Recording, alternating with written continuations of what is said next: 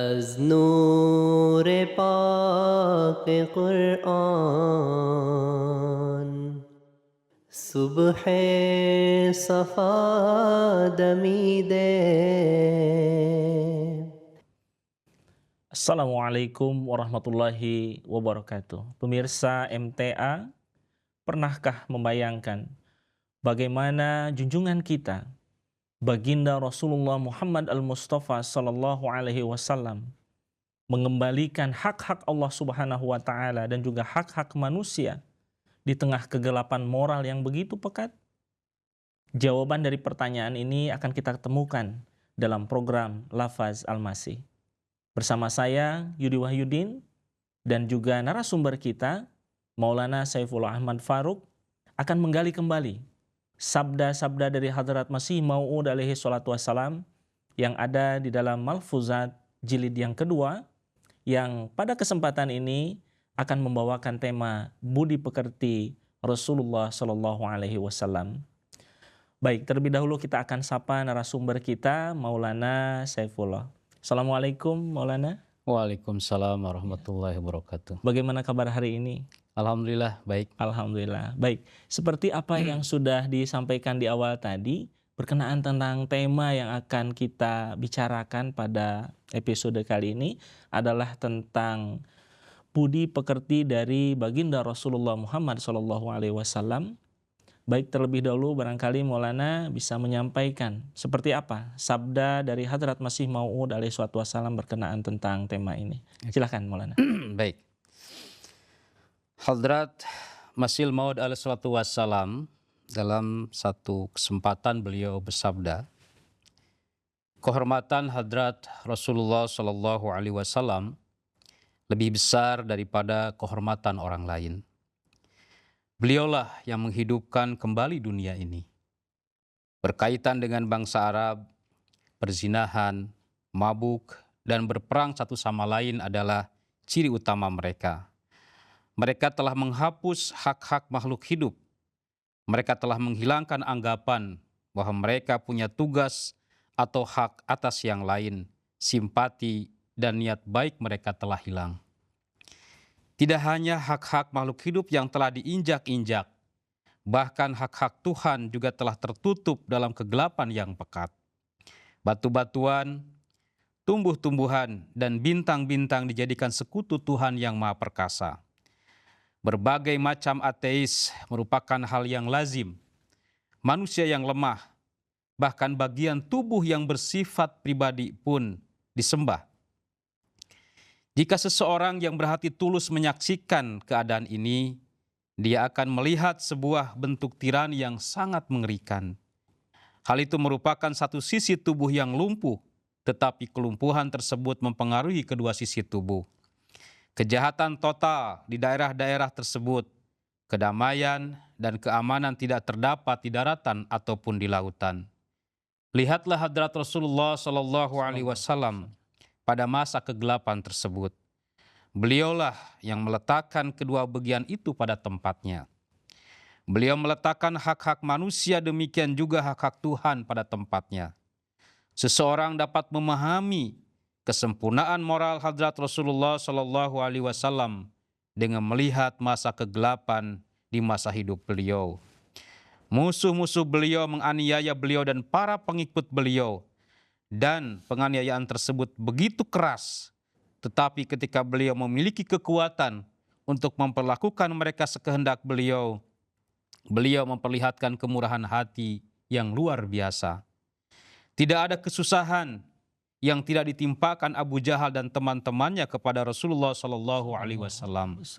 Perempuan-perempuan Islam yang malang diikatkan pada unta, lalu unta-unta itu dilarikan ke arah yang berlainan, merobek tubuh-tubuh perempuan Islam itu. Kesalahan mereka hanya karena mereka telah beriman kepada la ilaha illallah, tiada Tuhan kecuali Allah. Walau demikian, Hadrat Rasulullah Sallallahu Alaihi Wasallam mendidik kesabaran, dan ketika Mekah ditaklukkan, beliau memaafkan mereka semua dengan mengatakan, la tasriba alaikumul yaum, tidak ada celaan pada hari ini bagi kalian semua. Betapa besar kesempurnaan budi pekerti atau akhlak tersebut.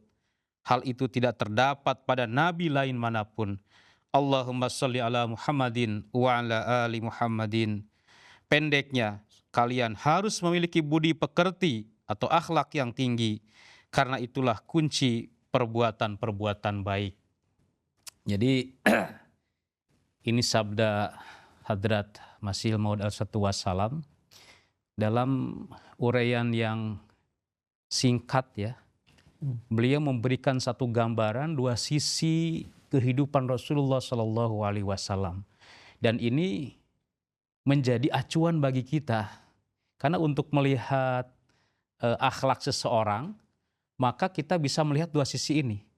Pertama, ketika mereka dalam keadaan teraniaya, lemah, tidak bisa melawan ya. Bagian kedua adalah ketika mereka diberikan kekuatan, diberikan kekuasaan untuk membalas dendam, kira-kira seperti itu. Dan ini kita lihat bagaimana Hadrat Rasulullah Shallallahu Alaihi Wasallam bisa menampilkan keindahan yang luar biasa di dalam dua periode ini. Pada masa Makkah misalkan ya, tadi dijelaskan oleh beliau alaihissalam, bagaimana beliau sendiri pun tadi dikatakan tidak ada satu siksaan yang tidak ditimpakan oleh para penentang, oleh kaum musyrikin ini kepada Rasulullah dan para sahabat. Tetapi ketika Rasulullah itu diberikan kemenangan, beliau sudah menjadi seorang kepala negara, beliau punya sahabat-sahabat yang demikian setia. Dalam Futuh Mekah misalkan, yang beliau umumkan adalah tasriba alaikumul yaum. 99% bisa dikatakan yang tadinya sudah kena vonis mati ya. Kita juga menyimak sabda-sabda huzur di dalam khutbah-khutbah beliau. Itu diampuni oleh Rasulullah Shallallahu Alaihi Wasallam. Nah ini sehingga kalau Allah Ta'ala menyatakan bahwa dalam diri pribadi beliau ada akhlak yang demikian tinggi, yang demikian agung, ini hal yang luar biasa dan menjadi seorang manusia yang paripurna selama dunia ini ada. Saya kira seperti itu yang Masya Allah, luar biasa keparipurnaan dan kesempurnaan dari junjungan kita ya, baginda Rasulullah Shallallahu Alaihi Wasallam. Tadi disebutkan dari kondisi yang bahkan berlawanan satu sama lain, kondisi penuh dengan tekanan, kondisi ada di dalam kemenangan, tetap tanpa merubah bagaimana pribadi beliau Shallallahu Alaihi Wasallam dalam keparipurnaan beliau. Tadi disebutkan bahwa baginda Rasulullah Shallallahu Alaihi Wasallam, junjungan kita semua, beliau pun bahkan seiring dan sejalan dengan tidak berubahnya sifat dan keutamaan beliau, bahkan beliau tetap menjadi dan membawa kehidupan untuk dunia ini. Nah, berkenaan tentang hal ini, jadi teringat kepada firman Allah Subhanahu wa Ta'ala, di mana dalam firman-Nya tersebut menyatakan bahwa Allah Ta'ala menghidupkan bumi setelah matinya, Maulana. Selengkapnya bisa kita temukan dalam Quran surah Al-Hadid, surah yang ke-57 ayat 18. A'udzubillahi minasyaitonirrajim. I'lamu annallaha yuhyil arda ba'da mautiha. Qad bayyana lakumul ayati la'allakum ta'qilun. Nah, bagaimana Maulana menjelaskan hubungan antara pribadi baginda Rasulullah Shallallahu Alaihi Wasallam dengan firman Allah Subhanahu wa Ta'ala tersebut, dan seperti apa petunjuk dan keberkahannya? Iya. Di dalam ayat itu Allah Ta'ala mengawali dengan i'lamu. Itu kan perintah. Artinya perintah yang sifatnya umum, dan itu bukan perintah hanya kepada orang muslim atau orang mukmin, tapi i'lamu itu artinya perintah kepada umat manusia. Jadi yang harus mencontoh beliau itu bukan hanya orang muslim, orang mukmin, bahkan manusia di seluruh dunia ini harus melihat beliau. Dan Allah kemudian menggambarkan bahwa kedatangan beliau itu seperti, dan tentunya beliau seorang nabi itu kan menerima wahyu. Dan wahyu itu di dalam ayat yang lain dikatakan itu seperti air hujan yang turun ke bumi. Nah, kita lihat perumpamaan ini adalah ketika bumi ini atau tanah ini gersang, musim kemarau ya. Dalam musim kemarau itu tentu tumbuh-tumbuhan itu banyak yang mati, ya, daun-daun kering dan sebagainya. Hewan-hewan pun itu tidak dapat menemukan rumput-rumputan untuk dimakan, banyak juga yang mati. Nah, ini keadaan yang kemarau, keadaan yang gersang ini seperti keadaan hati manusia yang jauh daripada Tuhan. Manusia yang jauh dari Tuhan itu seperti bumi yang gersang tadi. Seperti tanah yang tidak bisa menumbuhkan apapun. Tidak ada manfaatnya. Tetapi kemudian Allah Subhanahu wa Ta'ala menurunkan air hujan ke bumi ini. Kemudian seketika tanah yang tadinya gersang, yang tadinya kering berdebu, tumbuh-tumbuhan yang tadinya tidak bisa hidup, hewan-hewan yang tidak dapat air untuk minum dan sebagainya. Kemudian karena bumi ini kemudian menjadi subur, tanahnya menjadi gembur kembali. Di sana bisa tumbuh tumbuh-tumbuhan, air pun kemudian tersedia, ya, hewan bisa makan, bisa minum di sana, ya, menjadi subur kembali. Nah, demikianlah Allah Ta'ala menggambarkan bahwa Rasulullah Shallallahu Alaihi Wasallam seperti air hujan yang Allah turunkan di bumi yang gersang. Demikianlah Rasulullah itu dengan wahyu Allah Ta'ala, dengan bimbingan Allah Subhanahu Wa Ta'ala memberikan bimbingan, memberikan tarbiyah, ya, memberikan taklim kepada para sahabat yang tadinya jauh dari Tuhan, ya, yang tadinya mungkin tidak mengenal Tuhan, tadinya tidak pernah sholat, tidak pernah menyembah, tidak pernah beribadah. Dengan bimbingan Rasulullah, dengan tarbiyah beliau, melalui taklim beliau, ya, melalui contoh-contoh yang hidup dalam pribadi beliau, kemudian rohani mereka bangkit kembali. Seperti tadi bumi yang kering itu ketika turun air hujan kemudian hidup kembali dan itu bisa memberikan manfaat kepada yang lain. Masya Allah, Masya Allah.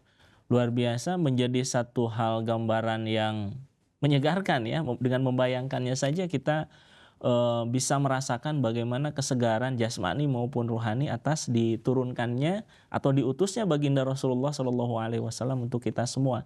Nah, agar lebih membumikan lagi ini Maulana, bagaimana wujud daripada baginda Rasulullah Shallallahu Alaihi Wasallam ini yang diutus oleh Allah Subhanahu Wa Taala sebagai sosok yang akan membawa kehidupan, yang akan menyegarkan. Beliau pun disebut sebagai seseorang yang merupakan uswah hasanah, teladan yang besar bagi umat manusia. Untuk hal ini, untuk lebih memahami seperti apa wujud beliau sebagai teladan bagi umat manusia ini, apa contoh nyata dari akhlak Rasulullah SAW yang bisa kita lihat dari perlakuan beliau terhadap musuh-musuh, ya, saat itu? Iya, ini kalau kita lihat yang paling jelas, ya, kita garis bawahi tentang uswah hasanah dulu ini.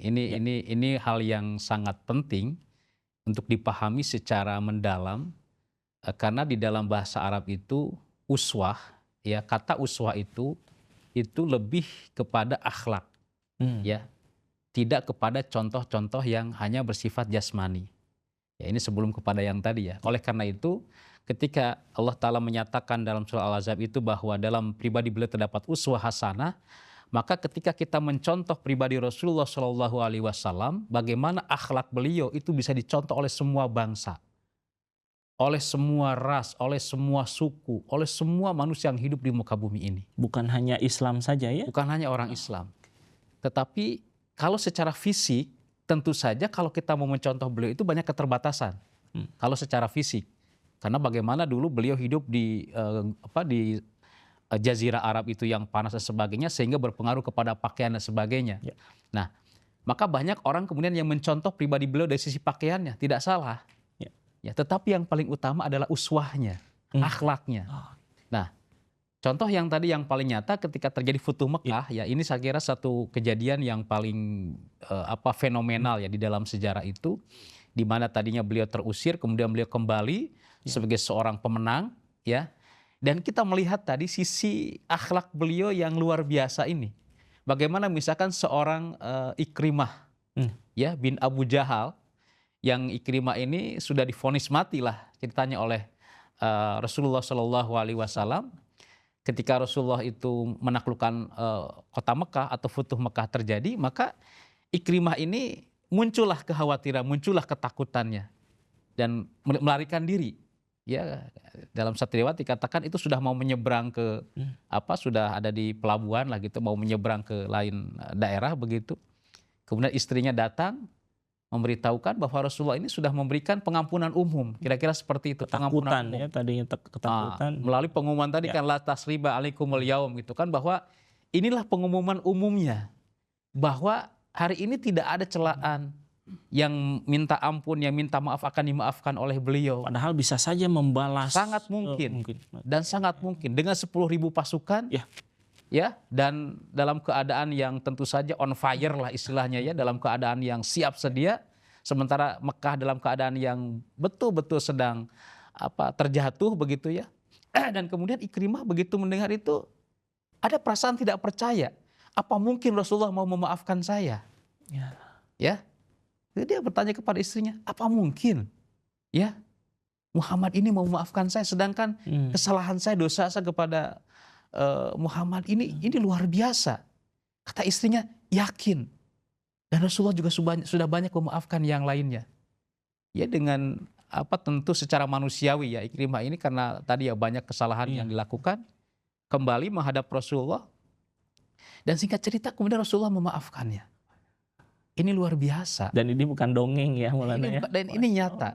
Saya kira ini menjadi satu cerita satu kisah yang luar biasa. Satu sisi satu kisah yang sangat heroik, tapi di sisi yang lain bagaimana sifat pemaafnya, bagaimana budi pekerti beliau yang luar biasa. Dan beliau maafkan ya tanpa ada jaminan apapun. Ya. Itu luar biasa. Baik, Dan mungkin kita akan luar sulit biasa menemukan sekali contoh Maulana seperti ya. itu. Kalau kita melihat kondisi dewasa ini ya, bagaimana kisah yang begitu agung luar biasa berkenaan tentang junjungan kita baginda Rasulullah SAW, tentu kita menambah kecintaan, kerinduan akan sosok beliau, akan wujud beliau, akan suasana seperti itu. Tapi kalau kita melihat kondisi masyarakat sekarang Maulana, apakah ada kemiripan dari masa-masa Rasulullah SAW pada saat itu, ya, khususnya terkait hilangnya rasa simpati, maraknya kezaliman, dan jauhnya manusia dari nilai agama? Bagaimana seharusnya kita sebagai Muslim menyikapi hal tersebut? Iya, tentunya sebagai Muslim yang baik ya, contoh yang terbaik, idola kita yang paling paling the best lah ya, the best idola kita itu tentunya harus kepada Rasulullah SAW. Dalam hal misalkan tadi yang memaafkan, beliau begitu rendah hati dan sebagainya. Tentunya di tengah kondisi keadaan masyarakat pada saat ini yang luar biasa. Semua apa yang terjadi pada zaman dahulu, fitnah-fitnah itu pun sekarang juga terjadi. Ya. Maka tentu obat yang paling baik, ya, solusi yang paling jitu pada saat ini untuk keluar dari segala macam permasalahan itu kembali kepada contoh. Ya, kembali kepada role model yang langsung diturunkan oleh Allah Subhanahu wa taala. Nah, misalkan kadang-kadang sekarang ini kan kita begitu tipis ya kesabaran orang-orang sekarang ini. Entah itu misalkan di jalan ya, ada kemacetan sedikit, itu begitu tipis lah kesabaran isu, ya. orang. Ya, ada persaingan usaha, ada persaingan karir dan sebagainya. Sehingga orang itu mudah marah, mudah tersinggung, ya. Kemudian fitnah, ya. Padahal kalau dilihat dari sisi prasarana-prasarana pada saat ini, untuk bertabayun itu lebih mudah.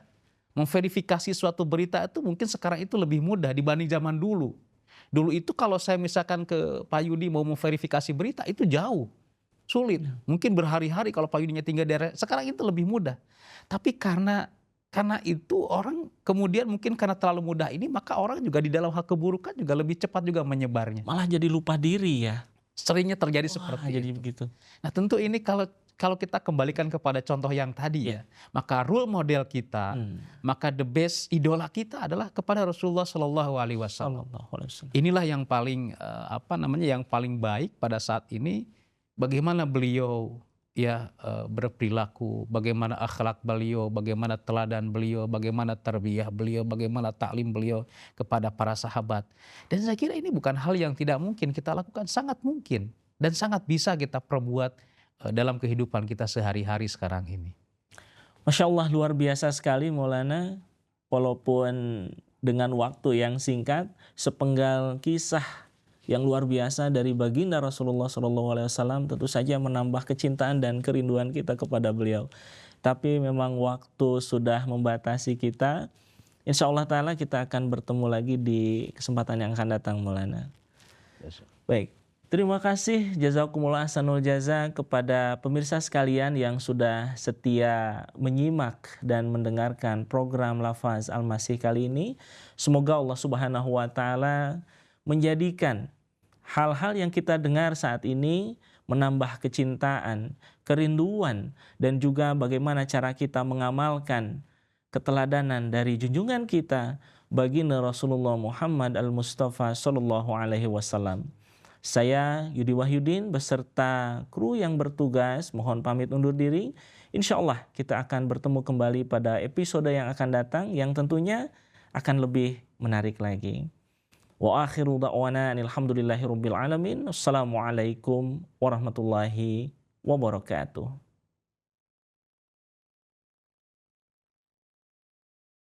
از نور پاک قرآن